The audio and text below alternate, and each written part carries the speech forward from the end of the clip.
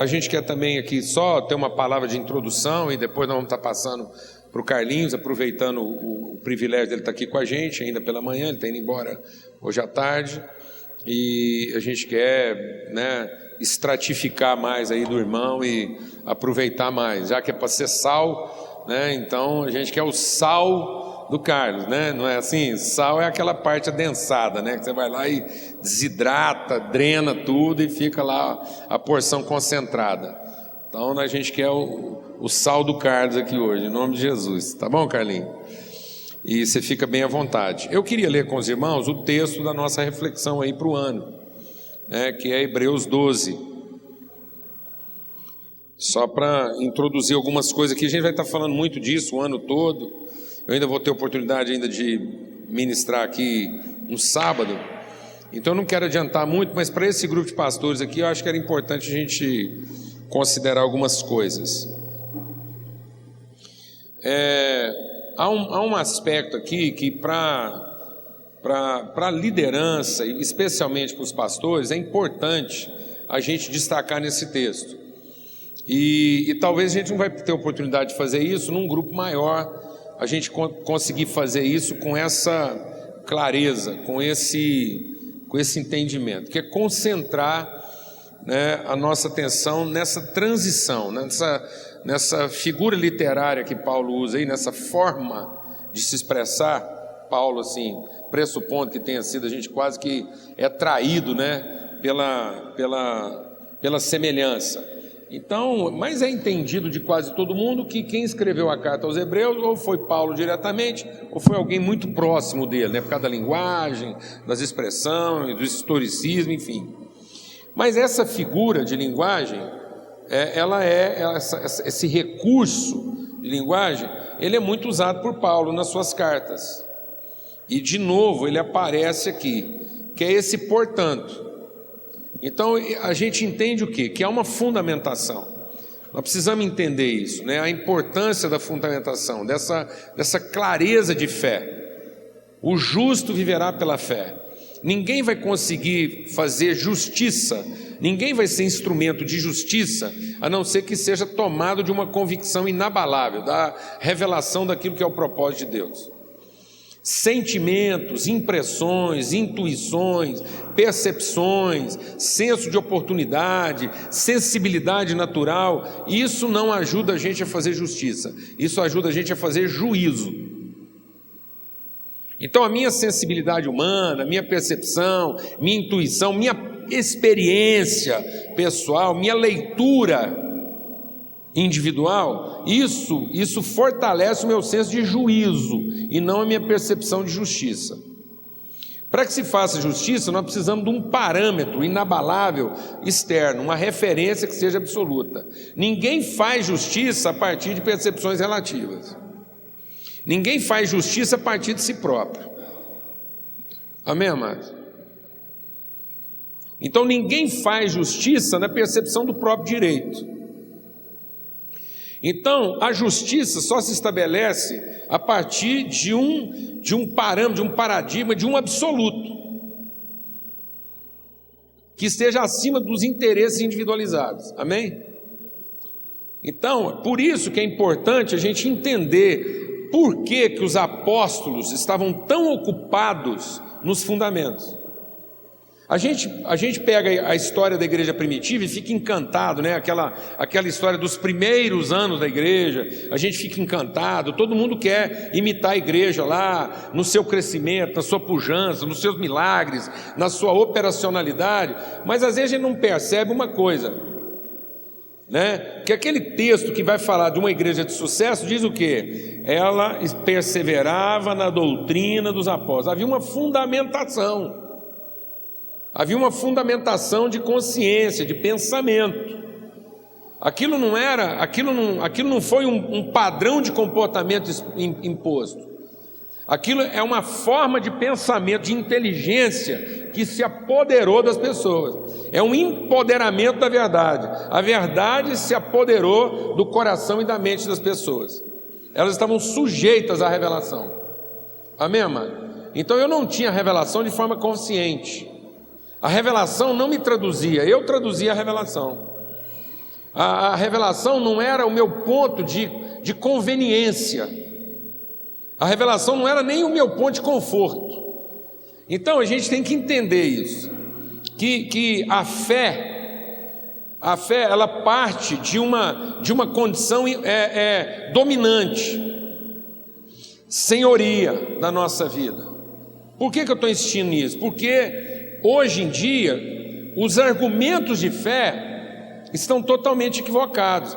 Que a gente, por exemplo, hoje pensa a fé para alcançar nossos desejos. Hoje a fé se tornou um instrumento de possuir e não de entregar. Então, por exemplo, hoje, se você for avaliar assim, se alguém vai dizer assim, o que caracteriza uma fé eficaz, a gente vai falar das quantidades de bênção que a pessoa recebeu. Então, quanto mais ela possui, quanto mais ela junta, quanto mais ela reúne, quanto mais ela controla, quanto mais ela domina, fica a impressão de que maior é a sua fé. Então, a fé está traduzida na quantidade de bênçãos que uma pessoa agrega, reúne ou testemunha. Sendo que, na verdade, a fé não era para receber as bênçãos, a fé era para conseguir entregá-las. Então a fé não era para alcançar minha zona de conforto, a fé era para suportar meu tempo de sacrifício. Então a fé estava associada à minha condição sacrificial e não confortável. A fé não era para ter conforto, a fé era para conseguir suportar a desgraça, enfrentar o infortúnio, atravessar o improvável, romper com o inesperado. Então a fé não tinha nada a ver com a expectativa do homem. A fé sempre tem a ver tudo com o absoluto de Deus. A fé é como eu passo a viver e pensar a partir de uma revelação que é a senhora da minha vida, é agora a referência absoluta da minha vida, é o meu destino, é a minha referência. Amém, mano? Então é interessante a gente olhar para isso e ver, por exemplo, que Paulo, lá nas suas cartas, ele está sempre trabalhando a questão da fé. Então a orientação de Paulo era no sentido de desenvolver a fé da igreja. Pedro faz a mesma coisa. Ele está sempre falando de uma fé que precisa ser o quê? Desenvolvida. Quem não desenvolve a sua fé se torna o quê? Míope. Ele percebe apenas o que é evidente. Isso é tão forte que o fundamento da fé estava naquilo que o homem naturalmente não seria capaz de ver. E hoje o estímulo da fé está naquilo que naturalmente se vê. Então hoje a fé é para alcançar patrimônio, a fé hoje é para alcançar bênção, a fé hoje é para alcançar milagre, a fé hoje é para alcançar as coisas que o meu coração deseja.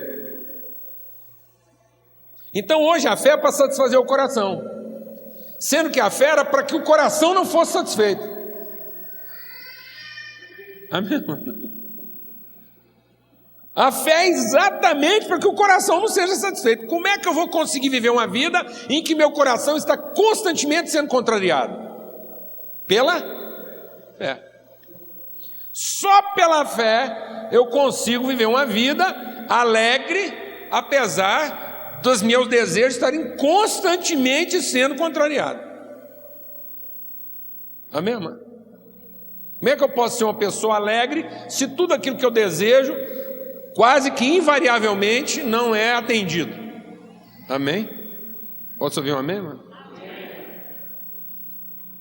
Por isso que é um aprendizado, por isso que é um portanto. Isso tem que gerar na gente uma reflexão.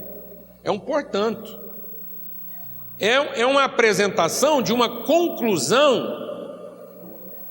É uma conclusão objetiva. Paulo está nos levando a uma reflexão conclusiva, objetiva. Eu me submeto a isso. Não é uma conclusão alternativa. Não é um que bom que fosse. Não é um quem sabe se. Não é um talvez seja. Amém, mano? É um portanto. É assim. Eu tenho que me enquadrar nisso, eu tenho que me ajustar, eu tenho que ser modelado por isso. Não vai dar para ficar, entendendo? Buscando aquilo que... É interessante isso, né? Então a gente quer meditar sobre isso profundamente, a gente quer entender esse portanto na nossa vida, né? Numa expressão em outras versões e outras traduções, diz assim, é como se esse portanto é mais ou menos assim, de lá para cá. Então é assim, é de lá para cá, é desse ponto para frente, amém? É isso que está dizendo esse portanto. Esse portanto leva a gente a entender o seguinte, que é um início revelado a partir de um fim. O que é o ponto absoluto de referência? É a sua referência final que te dá condições de saber como é que você começa. Então você começa sabendo exatamente onde é que você vai chegar. Aí é que a gente vai entendendo, então, por que Jesus tranquiliza a nossa vida quando ele diz assim, eu sou o seu alfa e o seu ômega, eu sou o seu princípio e o seu fim. O seu ponto de chegada é exatamente o seu ponto de início, de começo. Então nós não estamos trabalhando em cima de uma expectativa de chegada, nós estamos trabalhando em cima de uma certeza de chegada. Então a conversão, vamos deixar Deus ministrar o nosso coração aqui. Quando eu entendo esse portanto, que toda argumentação aqui é em cima de fé, é só para trabalhar a nossa fé, a conversão, ela não implica numa mudança. Não é uma mudança. É uma transformação de entendimento. A conversão, ela dá condições de mudança porque ela é uma transformação. A gente pensa em mudança, então, quando você pensa em mudança, você perde um pouco a sua referência absoluta. Porque você fica fazendo mudança de gênero, de natureza, do que for. A conversão é uma volta da minha consciência à sua referência original. É uma submissão a um desígnio superior. A conversão, então, é eu entender que eu serei quem Deus disse que eu era. Eu vou passar a ver a mim mesmo de acordo com o que Deus sempre viu. Amém, mano? Então não é a mudança que eu produzo em mim para agradar a Deus, mas são as transformações que começam a se operar em mim, na medida em que a vontade de Deus é o meu mais absoluto agradável. Eu me agrado da vontade de Deus, então agora isso transforma meu entendimento. Quem que eu sou? Eu sou quem eu era. Porque eu serei quem eu sou. Isso é maravilhoso, porque quando Paulo fala da revelação de Cristo, ele diz assim, então tal qual ele é, seremos. E nós nos veremos na revelação dele. Ele trará consigo a revelação de quem nós somos. Então essa condição eterna dos filhos de Deus será revelada, essa é a nossa fé. Então esse portanto. Então isso estabelece em mim não uma ordem alternativa. Isso estabelece em mim um código de natureza. Eu estou aprendendo a ser quem eu sou. Eu tenho que aprender a ser quem eu sou. Eu tenho que estar cada vez mais harmonizado com quem eu sou. Amém, amado? Está me entendendo isso? Então eu tenho que meditar nisso, eu tenho que pensar, isso tem que se apoderar de mim, né? Eu tenho que dar tempo. Então às vezes a gente está tão ocupado em produzir mudanças que a gente não reflete, a gente não medita, a gente não dá tempo. Tipo assim, num certo sentido, quando eu tenho o Espírito Santo, todas as informações estão aqui, mas não dou tempo. Deus fala uma coisa aqui em Hebreus tão forte que ele diz assim, quando for derramado o Espírito Santo, ninguém vai ficar precisando ensinar para o seu irmão, faz isso ou faz aquilo. Rapaz, você já pensou a gente chegar assim nesse grau de entendimento e revelação? Uma comunidade onde ninguém precisa ficar dando toque no outro? Por quê? Porque basta você dar 5 segundos para o cara e ele cai em si. Alguém está entendendo o que eu estou falando? Não. Entendeu? Fala assim, irmão, faz o seguinte, pensa direitinho. Aí o cara... Ele olha para Jesus, porque ele estava distraído. Houve alguma coisa na vida dele que distraiu ele. Alguma coisa chamou a atenção dele mais do que Jesus. Ele tirou os olhos de Jesus, ele fez uma besteira, tratou a mulher mal, falou alto, irritou com alguém, ficou nervoso, ficou magoado, ficou aborrecido, ficou perplexo, ficou doido. Qualquer distração de Jesus, o cara fica doido, porque ele perde a referência da sua própria identidade. Ele entra em conflito com a sua natureza original. Mas se você der tempo para ele, fala assim: o que você está vendo agora? Aí ele para e fala assim: peraí, eu tenho que olhar para Jesus. Ele recupera o tino. Alguém está entendendo o que eu estou falando ou não, mano? Porque está dentro. Está dentro. Então a mulher não precisava ficar braba com o marido. Ela só falava assim para ele: eu vou te dar tempo para pensar. Olha para Jesus. Amém? Eu não precisava ficar aborrecido com a minha mulher. Eu falei assim: benzinho, vamos fazer o seguinte, eu vou te dar um tempo aí, vou dar um tempo, a gente vai olhar para Jesus. Nós distraímos, em algum lugar a gente distraiu. Em algum lugar a gente deixou de olhar firmemente para Jesus. Eu passei a ter uma outra referência de pensamento e de condução que não é o meu absoluto. Amém, amado?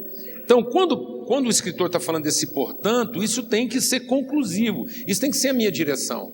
E o nosso problema hoje como igreja, e agora por isso que eu queria enfatizar isso mais com pastores aqui, é que nós estamos vivendo, amados, uma opressão, uma dispensação da funcionalidade. Tudo só presta se funciona. Se não funciona, não presta. Isso é uma coisa imperativa do mundo comercial. O capitalismo, né, o mundo comercial vai impondo isso, a gente vai vendo isso. Quanto mais pobre você é, e o evangelho é para os pobres, mais você fica aproveitando o que não presta, amém? Você chega na casa de um pobre, aquilo está remendado com arame, um fogão que já era para ter jogado fora há muito tempo, e ele está fazendo aquilo operar quase que um milagre. Aquilo é uma sublimação do que um fogão pode ser. Alguém está entendendo o que eu estou dizendo? Não. Aquele fogão, você olha nele assim, você quase acredita que aquilo vai ser eternizado, porque aquilo já era para ter sido destruído há muito tempo. Mas na pobreza dele, ele é misericordioso, ele salva o fogão várias vezes. Alguém está entendendo isso ou não?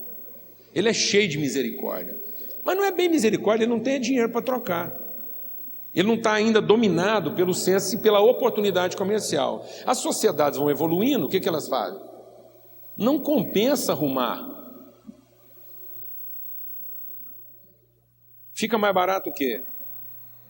Trocar. Então nós não queremos transformação, nós queremos o quê? Mudança.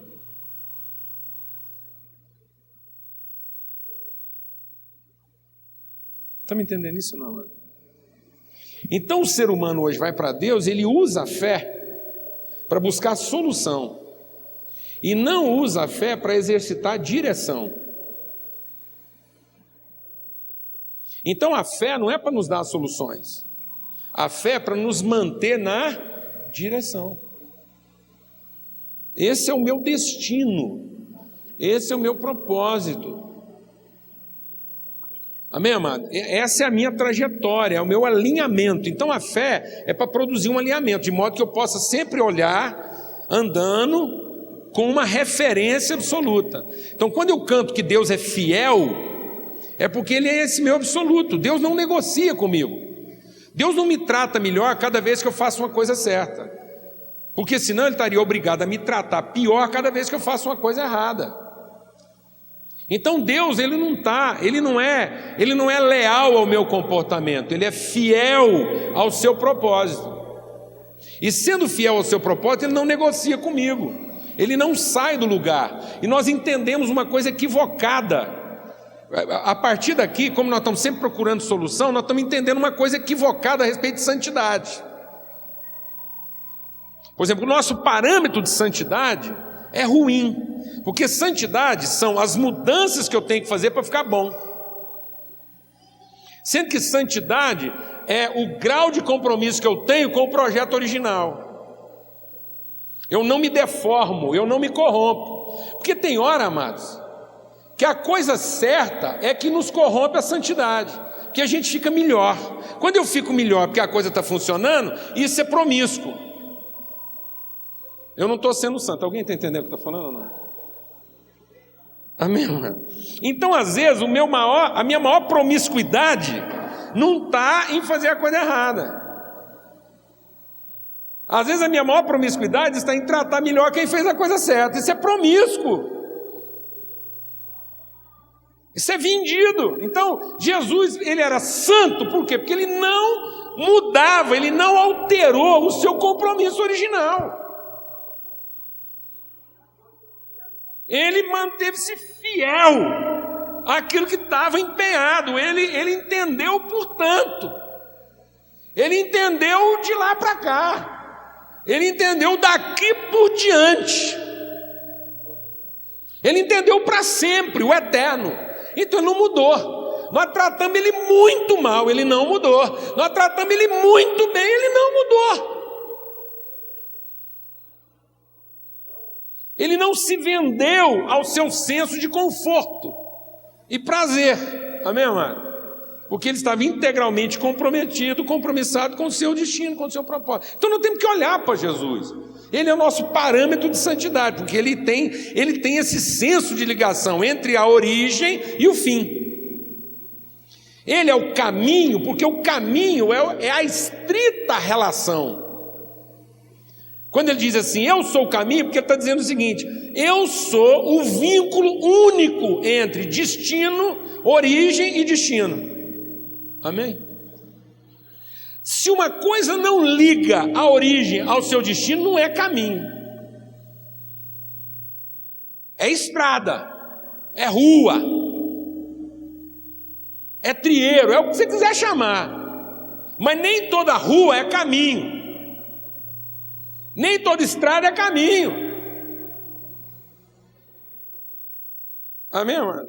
Só é caminho o que está me conduzindo daquilo que é minha origem, autor, àquilo que é o aperfeiçoador, consumador, fim da minha fé. Então pronto, eu estou num processo, eu aceito o processo, porque esse processo está me ajustando, está me colocando nas condições de cumprir a trajetória, de fazer a ligação. Eu estou entendendo que eu estou dentro daquilo que me liga lá da minha origem ao meu destino. É de onde eu saí para onde eu vou chegar. Então eu me submeto aos processos de Deus, eu não me corrompo, eu sou santo. Amém, irmão?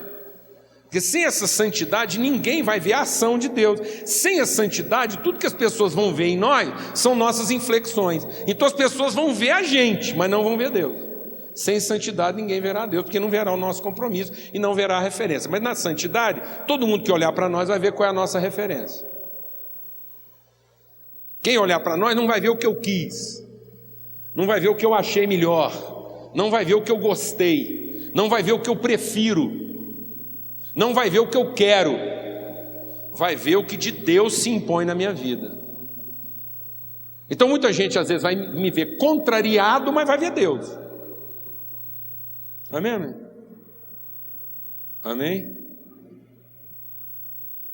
Porque vai ver que eu não mudo, eu estou santo naquilo que é o cumprimento do meu destino. Então ele é autor e consumador. Então nós temos que olhar. E olhar não é perceber, não é admirar. Nós estamos nutrindo nas pessoas uma admiração por Jesus que não é observação, que não é atenção. Então, às vezes, nós não prestamos atenção em Jesus, nós gostamos de perceber que Ele está perto. Até a gente instrui os outros, irmão, se estiver difícil, corre para Jesus. Como corre para Jesus? Onde é que eu estava que agora eu preciso ir para Jesus? Que lugar é esse que eu achei na vida que, num determinado momento, eu tenho que sair desse lugar para ir para Jesus? Existe lugar que não seja em Jesus? Qualquer lugar que não seja em Jesus já está condenado. É um pecado de princípio. Então, às vezes, eu estou estimulando as pessoas a irem para Jesus na busca de quê? Solução. Essa é a desgraça nossa no aconselhamento. Você quer ver uma coisa desgraçada para a gente na hora de aconselhar? O cara está ali contando o problema e eu sei que desesperado para buscar uma luz do Espírito Santo para resolver o problema dele. O cara chega doente, a gente acha que tem que orar para ele ser curado. Eu não sei. Eu oro para todo mundo ser curado, mas não oro para todo mundo ser sarado.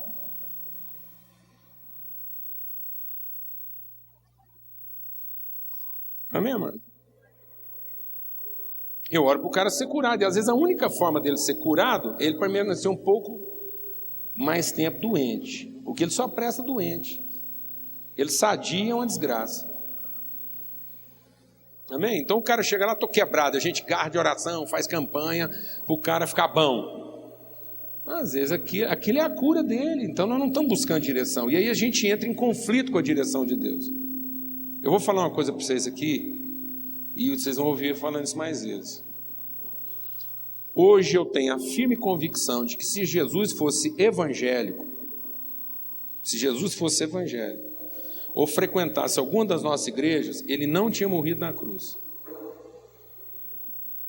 Não tinha. Se Jesus fosse evangélico, ele não tinha morrido na cruz. Porque a gente ia trazer o problema dele para a congregação, a gente ia fazer uma campanha de oração, um jejum, ia todo mundo para o monte, nós íamos apresentar nossa causa diante de Deus, porque como é que pode um menino com 33 anos de idade, bom daquele jeito, nunca fez mal para ninguém, frequente nas igrejas, cantava no louvor, assíduo, um menino exemplar, morrer na mão de uns carniceiros safados, religiosos, que não prestava, a gente ia orar e Deus ia entender a nossa causa. Nós íamos converter o coração de Deus em oração, porque a oração tem poder, muito pode pela sua eficácia, a súplica de um justo, e nós íamos mudar a sorte desse homem. Ainda mais olhando para Maria e José, um casal bom desse, casal crente, dedicado, o José dizimista, entendeu? A Maria devota, líder do movimento de oração na igreja, um casal bom desse, um menino só com 33 anos, jamais numa igreja evangélica esse rapaz tinha morrido, porque nós íamos convencer Deus que isso não pode ser uma ideia de Deus, só podia ter sido uma ideia do Satanás. Graças a Deus ele não era evangélico. Nem crente, nem frequentava uma igreja nossa. Estou exagerando aqui, irmãos? Porque nós inculcamos com isso, de que se o nosso fervor ia acabar convencendo Deus dos planos que ele tinha, que ele planejou lá. E um menino bom desse, como qualquer um dos nossos filhos, não podia estar passando uma desgraceira dessa. Alguém está entendendo o que eu estou falando ou não, mano? Ele não teria morrido. Já Pedro era evangélico. Pedro era evangélico. Porque quando Jesus falou para ele da possibilidade de morrer injustamente, Pedro já lançou lá um clichê, um jargão, que levou 2000 anos para emplacar, mas emplacou. Está amarrado, eu quebro essas palavras, Deus não vai permitir que isso aconteça com você. E o que Jesus falou para ele? Você aqui representa Satanás, que só cogita das coisas dos homens, mas não quer conhecer os desígnios de Deus. Então nós temos que observar mais Jesus. Nós temos que gerar um senso mais profundo de discipulado. A forma como nós estamos evangelizando hoje, amados, é uma forma apressada de ensinar técnicas e métodos de crescimento, onde nós estamos nos contentando com uma ética de inclusão. O cara chega e às vezes ele fica mais tempo escutando. O que ele tem que fazer para corresponder às expectativas de Deus e das pessoas, do que escutando sobre como ele vai enfrentar a vida. Como ele vai encarar os sentimentos controversos dele, como ele vai tratar suas intimidades. Amém? Está me entendendo isso ou não?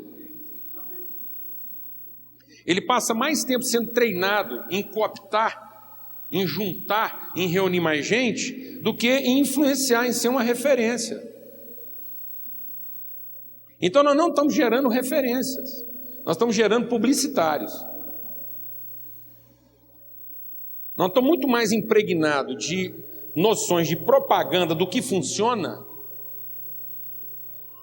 do que referências porque não funciona.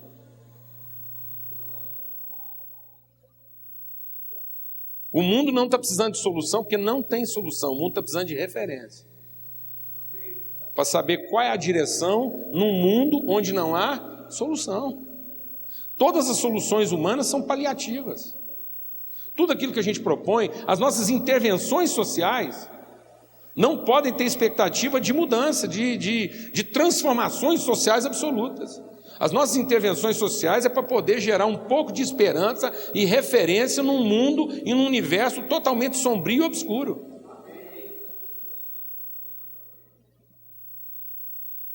Amém, meus irmãos? Em nome de Jesus, olhando firmemente. Então a gente não pode se distrair. A gente não pode deixar que na nossa vida o encargo do ministério, o desejo de ter um ministério bem sucedido, essas coisas que às vezes assim, ou mais, né, ou as nossas atividades ministeriais, às vezes nós estamos fazendo muita coisa boa, está tudo certo, mas a gente vai se assoberbando de tanta coisa, que às vezes a gente vai, sem perceber, perdendo aquilo que é o sentido da nossa vocação principal e original.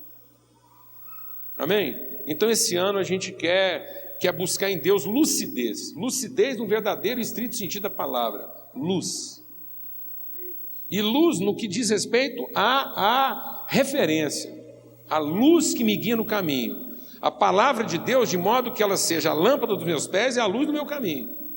É o que Deus diz e não o que eu tenho para dizer para Deus. Hoje todo o ambiente de fé que está sendo estimulado da igreja é em torno daquilo que a igreja tem para falar para Deus, e não em como a igreja vai traduzir aquilo que ela ouviu de Deus.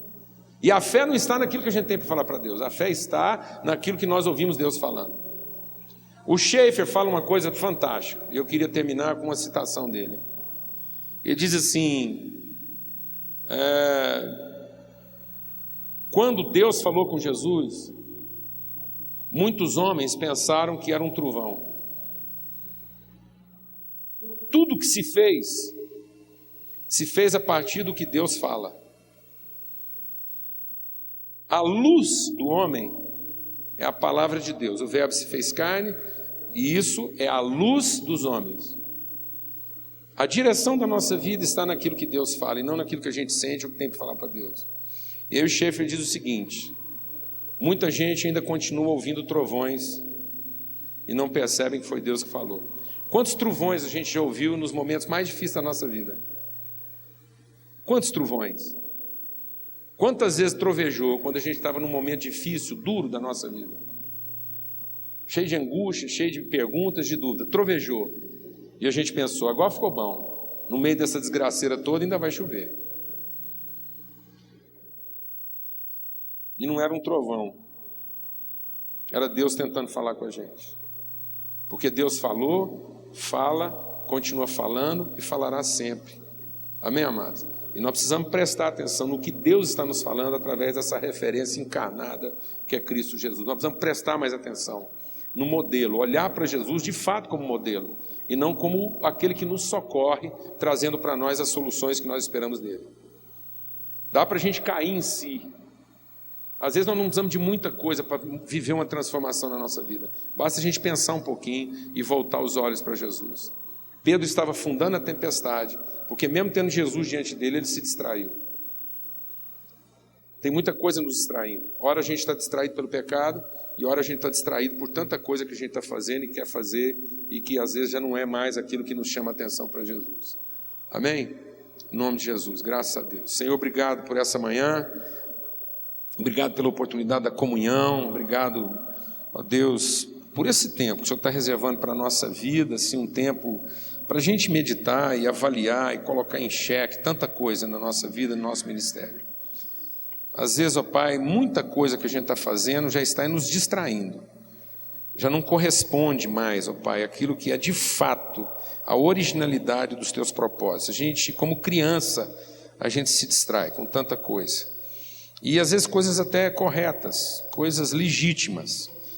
E, ó Deus, quanto pecado também, pecado, Senhor, das coisas que nós decidimos fazer e que não foram coisas que nós ouvimos o Senhor falando para nós. E tudo que não é de fé, tudo que não vem de uma revelação clara do Senhor na nossa vida é pecado. E nós temos que confessar pecados, ó Pai. Pecado de coisas que pareciam corretas, legítimas e oportunas, mas que não era o que o Senhor estava falando com a gente. Então, em nome de Jesus, que a gente possa interiorizar essa reflexão, a gente buscar esse portanto, ó Deus, de lá para cá, esse entendimento de que há uma referência absoluta para a nossa vida, há um caminho a ser trilhado. Nós queremos fazer, ó Deus, nesses dias, a oração de Davi. Examina, esquadrinha o nosso coração, ajuda-nos a perceber tudo aquilo que não está de acordo com a Tua vontade e guia-nos pelo caminho eterno. em nome de Cristo Jesus. Amém.